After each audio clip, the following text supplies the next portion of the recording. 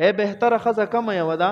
نبی علیہ السلام وفرمایل چې د الله تقوا او پرهیزګاري په زړه کې وي، د الله نه یره په زړه کې وي، د دې نه پس د بنده دپاره بهترین د زندګۍ ساز او سامان څه دی؟ من زوجة صالحه، نیکعمله بیبي. دا بهترین د زندګۍ ساز او سامان دی. دا نیکعمله چاته وایي جي؟ وان امرها اطاعته، چې خاوند ورته حکم وکړي او دا د تابعدارۍ سره راشي حاضري.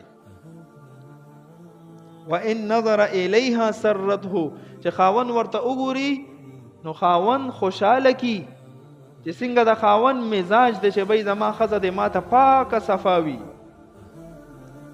ښځه د صرف زما وي، په ذهن کې د نور شا خیالات نه ساتي، یارانې دوستانې به نه کوي، د خاوند مزاج وپېژني، د هغې موافق چلیږي.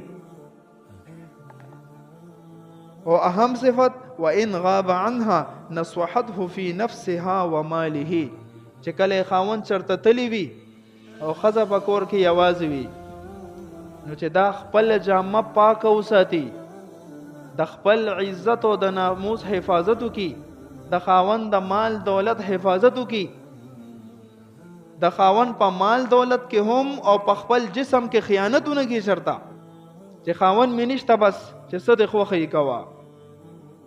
نو کو دا صفات پکې نبی علیہ السلام فرمایل من زوجة صالحه، دا ډیره نیکعمله بیبي ده. نو دا د جنتی کېدو بشارت هم دی یو قسم، چې نبی علیہ السلام ورته من زوجة صالحه ویلې ده، دا نیکعمله بیبي ده. نو دا به کله چې کله د ښځې او د خاوند په مابین کې د نکاح په وخت کې دا څلور څیزونه وګوره چې شته که نه برابري، چې برابري وي نو فورا نکاح کول پکار دی.